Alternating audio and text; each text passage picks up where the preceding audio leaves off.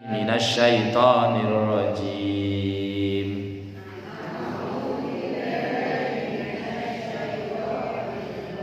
Bismillahirrahmanirrahim.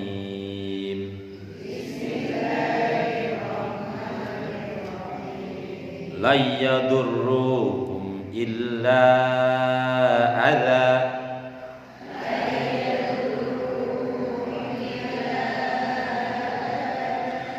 la yadurrukum illa adza.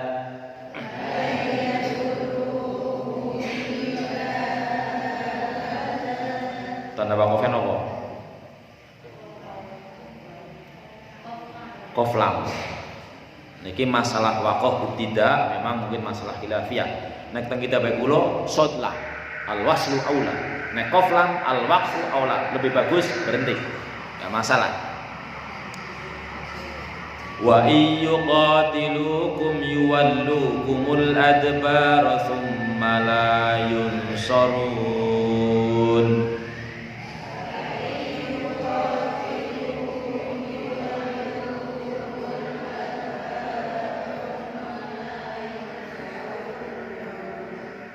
Al-adbar tanda wakofnya apa? Qaf lam juga. Diwakofkan sak. Wa iyyuqatilukum yuwallukumul adbar.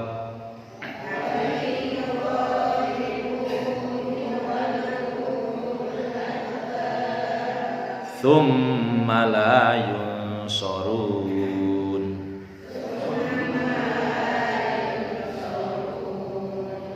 Turibas alaihimul dhillatu aynama thuqifu illa bihablim minallah.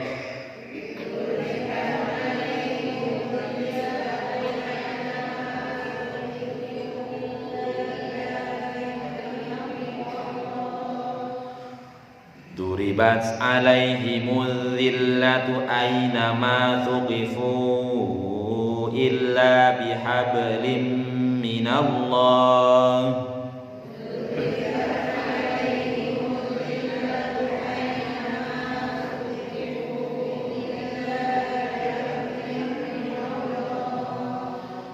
Illa bihablim minallahi wa hablim minan nasi wa ba'u bighadabim minallah.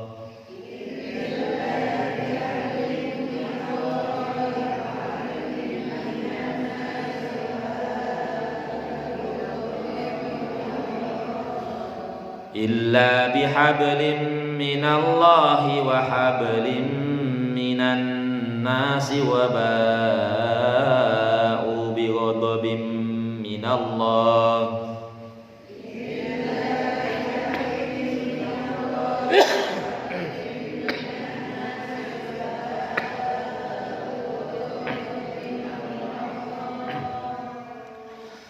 Wa ba'u bighadabim minallahi wa duribat alaihimul maskanah.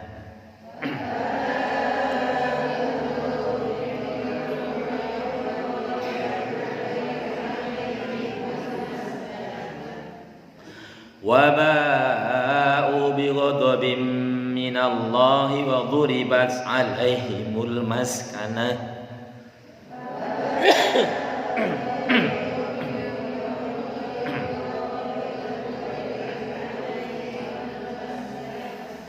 Dzalika bi annahum kanu yakfuruna bi ayatillahi wa yaqtulunal anbiya'a bighairi haqq.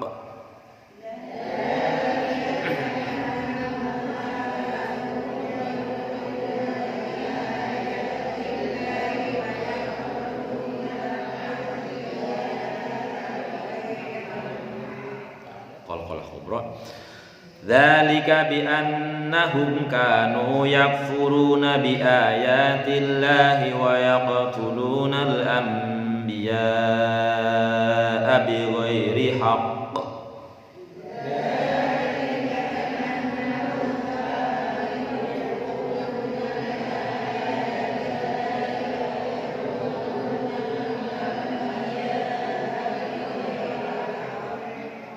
Dzalika bima 'asaw wa kanu ya'tadun.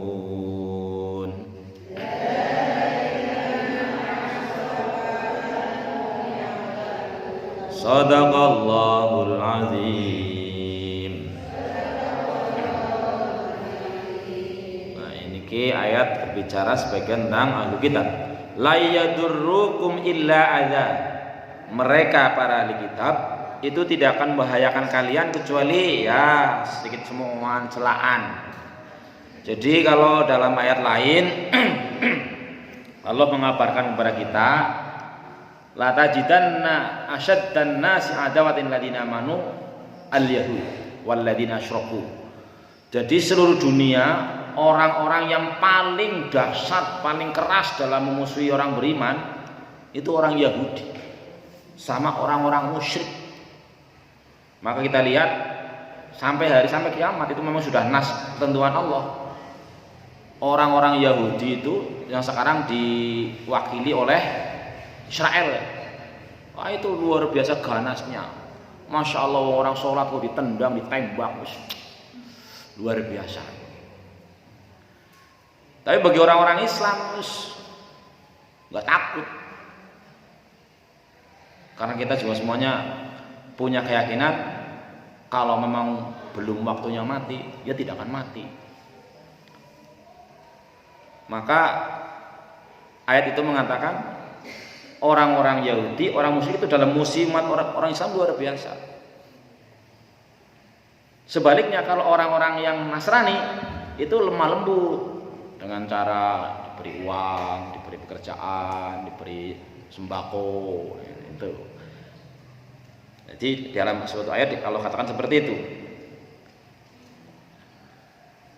Nah, orang-orang ahli kitab ini tidak akan membahayakan kalian kecuali ya sedikit cemoohan, celaan.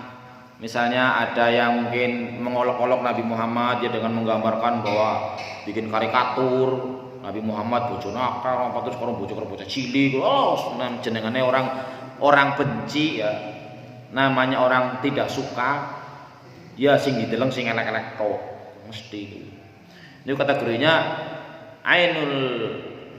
Ain suhti dubdil masawi. Mata kalau didasari dengan benci, yang kelihatan yang jelek-jelek toh. Kalau orang seneng, biasanya main kabar. Sampai ada orang bilang kalau cinta sudah melekat, kotoran ayam terasa coklat. Memang warnanya coklat. Nah ini, jadi mereka tidak membahayakan orang kecuali ya sedikit olok-olokan lah. Wa iyyuqatilukum yuwallikumul adbar. Kalaupun mereka memerangi kamu, mereka akan kabur. Jadi ya secara prinsip umat Islam, Nabi Muhammad dan umatnya itu, umat Islam itu orang beriman diberi oleh Allah meletakkan rasa takut di musuh-musuhnya. Tapi dengan catatan jadi di atas tadi, amar ma'ruf nahi mungkar serta beriman. Tetapi kalau umat Islam sudah bahasanya kami dunyan, nah itu yang rasa hebatnya bakal Allah cabut lah. Orang apa-apa nih orang Islam dibeli bain tuku bain. Karena ada hadis menyatakan bahwa ketika akan ada suatu masa umat Islam itu punya penyakit yang namanya penyakit wahan. Wahan itu covid apa sih? Wahan itu hubbud dunya wa karahiyatul maut. Ketika sudah amar ma'ruf nahi mungkar tidak dipedulikan lagi, imane ya langsung pakai slogan dene kena ya orang salat ya sugilah. Nyong salat bayam melarat bae nek kowe. Kan ada orang yang begitu pikirannya. Ujar kula nggih pun tahajud, pun duha, pun puasa, salat mboten ketinggalan dene melarat bae. Kan ada orang yang berpikir seperti itu. Ada enggak? Ada. Banyak. Malah pakai nyanyi sholatuli ora sholatuli teneng Cina ora sholat sugilah mending kayak Cina baik. Mungkin ada orang seperti itu. Padahal bagi Allah, bagi kita juga maksudnya kalau semenderita-menderitanya kita, belum ada yang menderitanya melebihi para nabi. Nabi yang dibunuh ya ada, yang disiksa ya ada, macam-macam. Dikasih penyakit sing nganti blatunge bae, sawak ya ada kayak Nabi Ayub. Nah, kita sih baru apa lah. Tapi kan jadi orang lakoni karuan, orang kayak nyong. Memang kita harus belajar dari sana. Jadi sebenarnya umat Islam diberi kehebatan kalau musuh wedi negara perang orang Islam. Sebab kalau orang Islam nek bener-bener berjihad lillahi ta'ala itu seorang wedi mati alhamdulillah, menang ya alhamdulillah, main kabeh.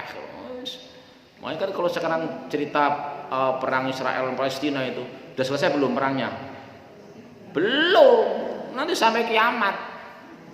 Perang orang-orang ahli kitab melawan orang muslim, terakhir nanti adalah turunnya Nabi Isa sama Imam Mahdi. Wah, gitu. Summa la yusrun, mereka akan tidak mendapatkan pertolongan. Ya kalau dalam perang antara perang saat Rasulullah masih hidup sampai hari kiamat ada naik turun itu wajar. Tapi ujung-ujungnya pastilah mereka tidak akan mendapat pertolongan dan akan kabur kalah. Dan bagi orang-orang Islam yang diperangi oleh orang-orang ahli kitab, prinsipnya tidak ada yang tidak baik. Mati ya syahid, menang ya mulia, kan begitu. Maka kalau kita belajar dari sejarah Rasulullah saja masih hidup, ada perang Uhud, umat Islam sempat akhirnya terkalahkan. Nabi Muhammad juga terkena luka. Maka kalau kemudian sekarang ada yang berpikiran, apa Nabi Muhammad orang berilmu kebal ya? Nah sekarang kan ada orang yang kebal ya. Wah, orang pasok ini yang beduk ya, pasok. Nabi Muhammad kena itu giginya sampai rontok gitu. Ya artinya ya sebetulnya kondisinya bahwa menjadi pembelajaran buat kita bahwa nantinya tentu bahwa orang-orang ahli kitab kalaupun perang dengan orang Islam ya tidak akan mendapatkan kemenangan. Kemenangan hakiki adalah pada akhir pertempuran nanti. Duribat alaihimud dillatu aina ma tuqifu. Ini sebenarnya tentang nasib orang-orang ahli kitab. Tapi ini menjadi pembelajaran kalau kita mengikuti seperti mereka, ya kita akan mengalami sama. Bahwa mereka akan diliputi kehinaan di mana saja berada. Illa bihabli minallah, kecuali melaksanakan kaitannya hubungannya sama Allah, wa habli minan nas, juga menjaga hubungan dengan sesama manusia. Wa ba'u bighadabi minallah, mereka akan tetap mendapatkan kemurkaan dari Allah Subhanahu wa taala. Wa duribat alaihimul maskanah, mereka juga akan dikenai kerendahan, kehinaan. Jadi orang-orang ahli kitab selamanya akan mendapatkan kerendahan di hadapan Allah Subhanahu wa taala disebabkan dzalika bi annahum kanu yakfuruna bi ayatillah, karena mereka orang percaya maring firman Gusti Allah. Kalau dikatakan bahwa yang paling sulit mendapatkan hidayah sebenarnya kaum Yahudi. Kenapa? Karena kaum Yahudi tidak berimannya bukan karena bodoh, tapi karena dengki. Ngerti tapi bebeng lakoni gengsi dan sebagainya karena dunyong itu. Mereka watak dasar orang Yahudi itu dengki, kepenginnya sing dadi nabi terakhir itu dari kalangan Yahudi, kepenginnya itu dengki. Sedangkan orang Nasrani lebih mudah untuk mendapatkan hidayah karena mereka hakikatnya orang bodoh. Kenapa bodohnya? Lah, wong menungsa dadi Tuhan kepriwe lah. Namanya Tuhan kan harusnya maha segala-galanya. Wagu sing ini Tuhan kok lapar. Coba kalau misalnya Nabi Isa nggak makan seminggu, lapar nggak? Ya lapar lah, masa Tuhan nggak lapar, wagu temen lah. Nyong mikir ya nulungi Tuhan, malas banget. Ket wingurung dahar ya tak pai mam, Tuhan yang melasi. Dah kepriwe lah. Itu kan dari kategori kacamata Al-Quran tafsir mengatakan bahwa orang-orang Yahudi itu tidak dapat petunjuknya karena dengki, jadi susah mendapat petunjuk. Kalau orang-orang Nasrani karena dianggap bodoh, wong menuhankan manusia juga gitu. Tuhan itu serba, kalau bagi orang Islam kan Tuhan ya cuma satu, Allah maha hebat pokoknya lah. Enggak pernah ngantuk, enggak pernah kelalen, enggak pernah lemes, enggak mati, hidup selamanya. Ket mbiyen di sana takkan ngemben jana terus kan begitu. Nah, ini maka karena apa? Yakfuruna bi ayatillah, mereka itu orang percaya maring ayat Gusti Allah, malah yaqtulunal anbiya bi ghairi haq, malah mereka para mati ini membunuh para nabi. Jadi ada nabi-nabi yang dibunuh, Nabi Isa kan dibunuh kan? Menurut mereka. Nah, kalau menurut kita wa ma qataluhu wa ma salabuhu walakin syubbiha lahum, kalau menurut Al-Qur'an Nabi Isa enggak dibunuh. Wong dibunuh itu orang yang dimiripkan kok. Sangat mudah kalau kita memandang orang, ujarku jenengan si A jebule udu. Lah kan bagi kita itu gampang, bagi Allah membuat seperti itu gitu. Karena Allah Maha Kuasa bisa saja menaruh orang yang tadinya benci dari senang. Nabi Musa kayak apa? Fir'aun kayak apa awalnya? Sengite maring bocah lahir lanang. Pokoknya berniat siapa bae sing lahir lanang kudu dipateni. Begitu baru Musa. Senang. Siapa yang bikin? Gusti Allah yang bikin hatinya Fir'aun senang kepada Musa kan gitu. Nah ini dzalika bima sawwa kanu ya'tadun, yang demikian karena mereka itu melampaui batas, mereka menentang, mereka bermaksiat, berdurhaka kepada Allah dan mereka melampaui batas. Ya, ini sudah jam 7 lewat, mohon maaf ini tadi ada pesan ya mungkin bagi yang ingin mengikuti sholat istisqa mungkin segera monggo tindak ke halaman Masjid At-Taqwa Karangsari depan MI. Katanya hari ini ada sholat istisqa. Kalau di MTS waktu itu sudah Jumat yang lalu sudah pernah sholat istisqa, ternyata belum dikabulkan hujannya ya. Monggo ini waktu sudah cukup siang, mungkin itu yang bisa saya sampaikan. Mudah-mudahan kita paling tidak memiliki semangat untuk seperti para sahabat lah, dengan bantuan kita belajar, maka Allah mudah-mudahan memberikan pertolongan pada kita untuk bisa bersyukur, bisa beribadah sebaik-baiknya sehingga terakhir menjadi husnul khotimah. Amin ya rabbal alamin. Saya sendiri insya Allah akan berangkat ke Sidoarjo nengok ibu, sudah lama belum ketemu. Sekian saja, kita akhir dengan doa penutup majlis. Subhanakallahumma wa bihamdika asyhadu an la ilaha illa anta astaghfiruka wa atubu ilaik. Assalamualaikum warahmatullahi wabarakatuh.